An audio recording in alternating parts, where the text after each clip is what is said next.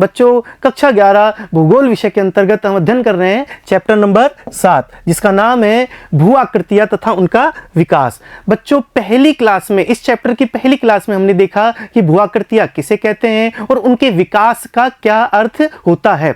इसके पश्चात भाग 2 और भाग 3 में हमने देखा कि नदी निर्मित स्थलाकृतियां, विशेष रूप से उसमें अपरदनात्मक और निक्षेपात्मक, वो कौन कौन सी बनती है।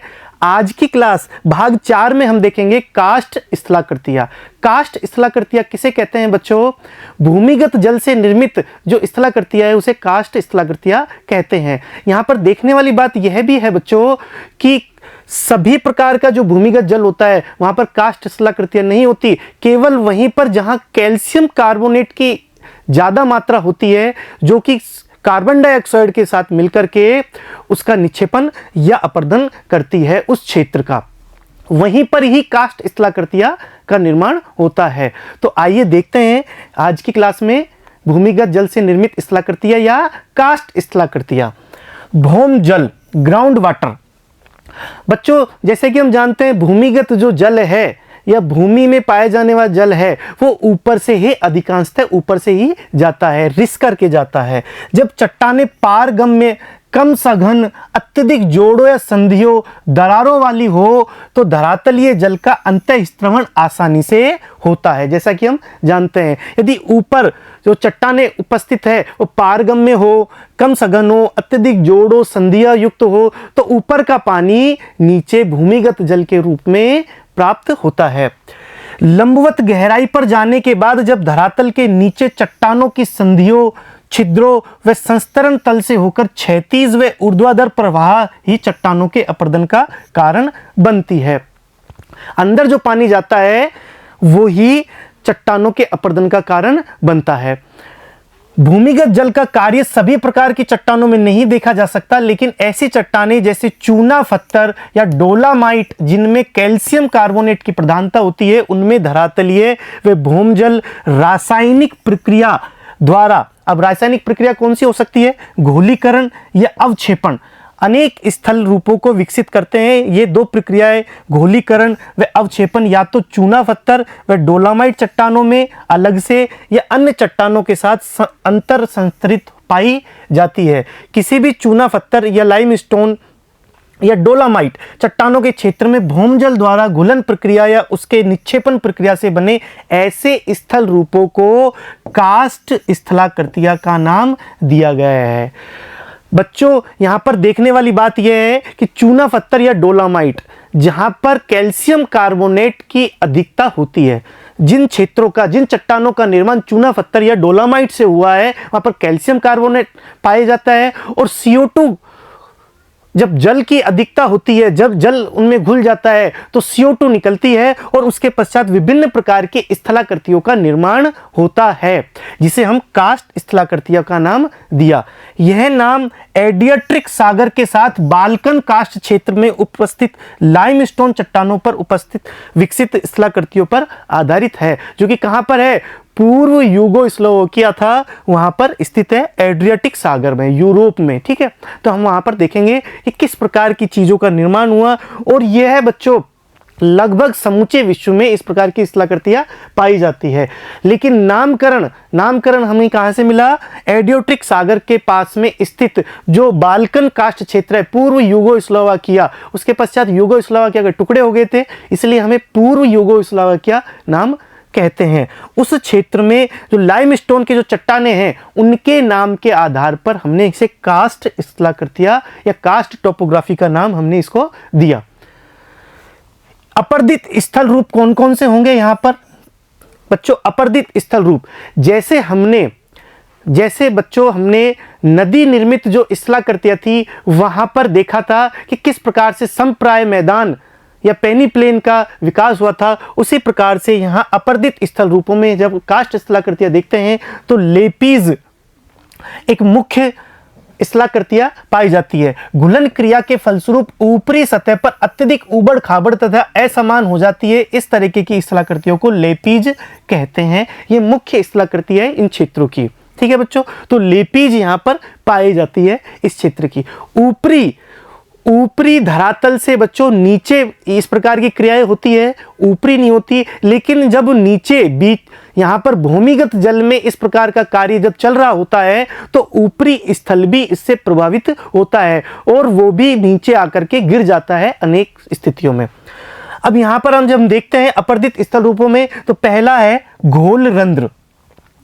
घोल रंध्र जैसे कि हम यहाँ पर चित्र में भी देख सकते हैं, अलग अलग प्रकार की स्थलाकृतियां, घोल रंध्र, विलियन छिद्र, डोलाइन, युवाला और पोल्जी। यहाँ पर जो पोल्जे है या सबसे बड़ा या फिर सर्वाधिक अपरदित क्षेत्र होता है। घोल रंध्र चूने की चट्टान वाले प्रदेशों में ऊपरी सतह पर जब वर्षा का जल आता है तो कार्बन डाइऑक्साइड गैस के साथ मिलकर वह सक्रिय घोलक बन जाता है। चूने की, जैसे कि हमने देखा, चूने की चट्टानों में ऊपरी सतह पर जब वर्षा का जल आता है, जैसे कि हम यहाँ देख सकते हैं, ये चित्र है, इसमें जब ऊपर से वर्षा का जल आया तो वर्षा का जल आने पर कार्बन डाइऑक्साइड गैस के साथ मिलकर के वो सक्रिय कार्य करेगा। यहाँ पर ये पूरी चीजें रासायनिक क्रियाओं के द्वारा होती है। ठीक है बच्चों, रासायनिक क्रियाएं यहाँ पर ज्यादा इंपॉर्टेंट है। चट्टान के संधियों में जल प्रविष्ट होकर उसके घुलनशील तत्वों को घुलाकर निकाल लेता है। चट्टान की जो संधियां थी उसमें ये जल प्रविष्ट होकर के उसके घुलनशील तत्वों को घुला करके, जो चट्टान जो लाइमस्टोन थी, ठीक है, उसमें घुल करके, पानी उसमें घुल करके रासायनिक क्रिया करके घोलक बन जाता है, घोलक का काम करता है। और इस घुलन क्रिया के कारण संधियों का विस्तार हो जाने से असंख्य छिद्रों का विकास हो जाता है।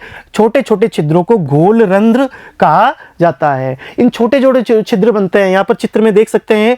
यहाँ पर ये स्थल था, पूरा स्थल था, और स्थल के पश्चात जब जल ऊपर से वर्षा के रूप में हमें जल प्राप्त हुआ, जल फिर अंदर संधियों के द्वारा, ठीक है, अंदर गया बच्चों। अंदर जाने के बाद वो वहां की चट्टानें किस प्रकार की थी? कैल्शियम कार्बोनेट युक्त चट्टानें थी। कैल्शियम कार्बोनेट युक्त चट्टानें होने के कारण जल और वहां पर उपस्थित कार्बन डाइऑक्साइड जो गैस है उसके साथ क्रिया करके एक घोलक का कार्य किया।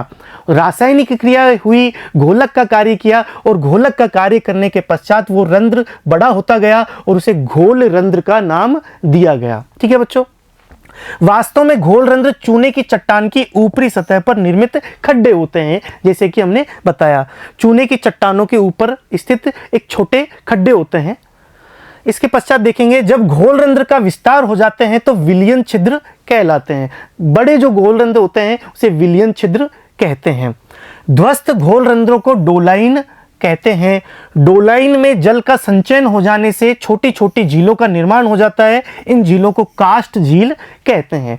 इस तरीके से यहाँ पर चित्र के द्वारा हम देख सकते हैं बच्चों कि घोल रंध्र जब बड़े हो जाते हैं तो इसे विलियन छिद्र कहते हैं। और विलियन छिद्र जब टूट करके गिर जाते हैं, और ज्यादा जब बड़े हो जाते हैं और टूट करके गिर जाते हैं, तो यहाँ पर ये देख सकते हैं कि डोलाइन जैसी चीज का निर्माण हुआ है। यहाँ डोलाइन बन चुके हैं। ठीक है, और डोलाइन में जब पानी भर जाता है, क्योंकि बच्चों ये खड्डा हो गया, बड़ा एक गर्त हो गया, इसमें जब पानी भर जाता है तो एक झील का निर्माण होता है, और उस झील को क्या कहते हैं? कास्ट झील कहा जाता है। ठीक है बच्चों, जब डोलाइन की ऊपरी सतह के ध्वस्त हो जाने से वृहद छिद्र का निर्माण होता है, तथा जब उसका ऊपरी भाग खुला होता है तो उसे कास्ट खिड़की कहते हैं, क्योंकि इसके द्वारा भूमिगत जल प्रवाह अन्य स्थल रूप नजर आते हैं। ठीक है बच्चों, तो यहां पर जब डोलाइन की ऊपरी सतह भी ध्वस्त हो जाती है, ठीक है, ऊपरी सतह भी ध्वस्त हो जाती है, तो एक बड़ा छिद्र दिखाई देता है जिससे कि हम उसके अंदर देख सकते हैं। उसे क्या कहते हैं? कास्ट खिड़की कहते हैं। कास्ट खिड़की क्यों कहते हैं? क्योंकि इसके द्वारा हम भूमिगत जल प्रवाह जो नीचे अंदर हो रहा है और दूसरी प्रकार की जो स्थल रूप है उसे आसानी से देख सकते हैं। इसे हम कास्ट खिड़की भी कहते हैं। इसके बाद है युवाला। बच्चों, युवाला जैसे कि मैंने बताया था, निरंतर घोलीकरण के फलस्वरूप कई डोलाइन मिलकर एक वृत्ताकार गर्त का निर्माण करते हैं। इस विस्तृत गर्त को युवाला कहते हैं। बड़ा खड्डा हो जाता है, ठीक है, कई डोलाइन मिलकर के युवाला का निर्माण करते हैं। और युवाला जब और भी ज्यादा बड़ा हो जाता है बच्चों, और ज्यादा बड़ा हो जाता है युवाला, तो उसे पोलिये या पोल्जे कहते हैं। युवाला से भी अधिक विस्तृत गर्त को पोलिये या पोल्जे कहते हैं। ठीक है बच्चों, यहाँ पर पोलिये या पोलजे सबसे बड़ा खड्डा या गर्त होगा। कंदराए, नेक्स्ट है कंदराए। जैसे कि हम जानते हैं गुफा या कंदराए क्या होती है, जैसे कंदराए ऊपरी सतह के नीचे एक रिक्त स्थान के रूप में होती है। ऊपरी सतह तो है यहाँ पर ऊपरी सतह तो है, लेकिन यहाँ पर एक रिक्त स्थान पाए जाते हैं जिसे हमने कंदराए या गुफा का नाम दिया। अब आता है बच्चों निक्षेपित स्थल रूप। पहले हमने देखा कि किस प्रकार से अपरदनात्मक स्थल रूप कौन कौन से होंगे, और यहाँ पर हम देखेंगे निक्षेपित स्थल रूप जो कि काष्ठ स्थलाकृतियों में पाए जाते हैं वो कौन कौन से होंगे। जब कैल्शियम कार्बोनेट में घुला हुआ जल का वाष्पीकरण होता है तो कैल्शियम कार्बोनेट का निक्षेपण हो जाता है। जैसे कि हम जानते हैं कैल्शियम कार्बोनेट, यहाँ पर हम जान सकते हैं कैल्शियम कार्बोनेट प्लस पानी, ठीक है, और प्लस CO2, ये जब तीनों चीजें मिलती है तब जाकर के उसका अपर्दन होता है। अपर्दित जब कोई चीज हो जाती है वहां से, उसके पश्चात जब पानी या जल यहां से वाष्पीकृत हो जाता है तो जहां पर केवल कैल्शियम कार्बोनेट बचता है, जहां पर निक्षेपित होकर के उसे हम कहते हैं निक्षेपित, कैल्शियम कार्बोनेट का निक्षेपण हो जाना, और उसी से निक्षेपित स्थल रूप का निर्माण होता है।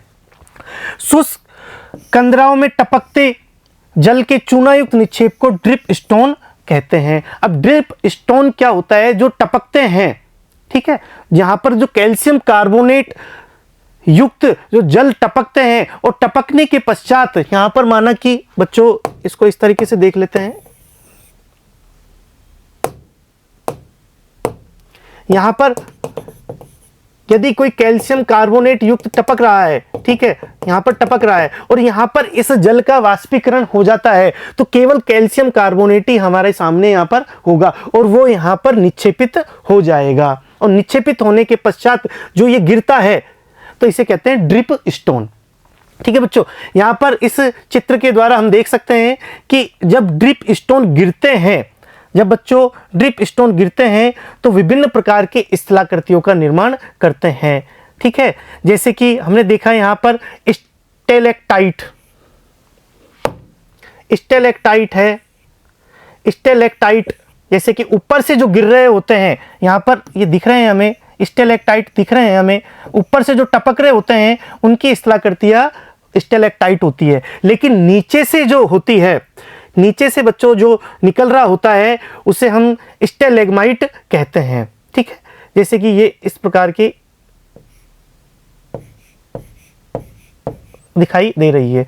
तो ऊपर से टपकने वाली जो स्थलाकृति है उसे स्टेलेक्टाइट, और नीचे से उठी हुई स्थलाकृतियों को स्टेगलेग्माइट कहते हैं। और जब दोनों मिल जाती है बच्चों, जब दोनों आपस में स्थलाकृतियां स्टेलेक्टाइट और स्टेलेग्माइट दोनों जब मिल जाती है तो उसे हम स्तंभ का नाम देते हैं।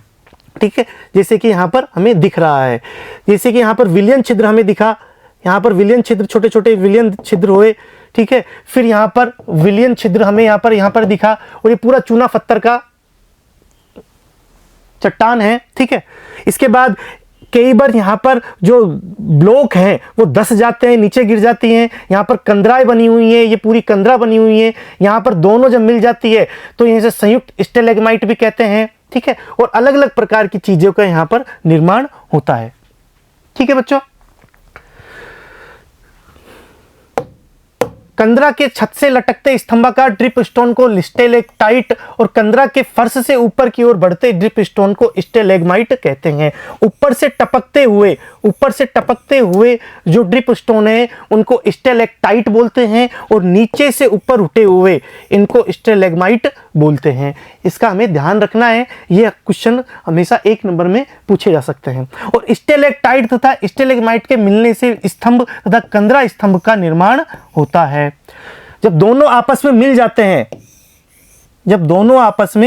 जाते हैं तो एक संरचना बनती है जिसे स्तंभ या कंदरा स्तंभ का नाम भी दिया जा सकता है। ठीक है बच्चों, तो ये हमें याद रहेगा कि ऊपर से लटकने वाला जो ड्रिप स्टोन है, मानचित्र में दोबारा दे सकते हैं, ऊपर से लटकने वाले जो ड्रिप स्टोन है इन्हें हम स्टेलेक्टाइट कहा, लेकिन नीचे से आने वाले जो ड्रिप स्टोन है उसे हमने स्टेलेग्माइट कहा।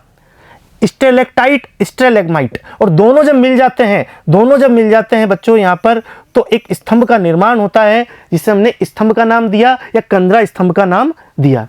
ठीक है बच्चों, ये हमारी इस तरीके की स्थलाकृतियों का निर्माण हुआ। इसके पश्चात है, हम देखेंगे कि किस प्रकार से काष्ठ अपर्दन चक्र किस प्रकार से एक समूचे धरातल को समाप्त कर सकता है। यहां पर हम देख सकते हैं कि यह धरातल बिल्कुल सही था, लेकिन इस धरातल में किस प्रकार की चट्टानें थी?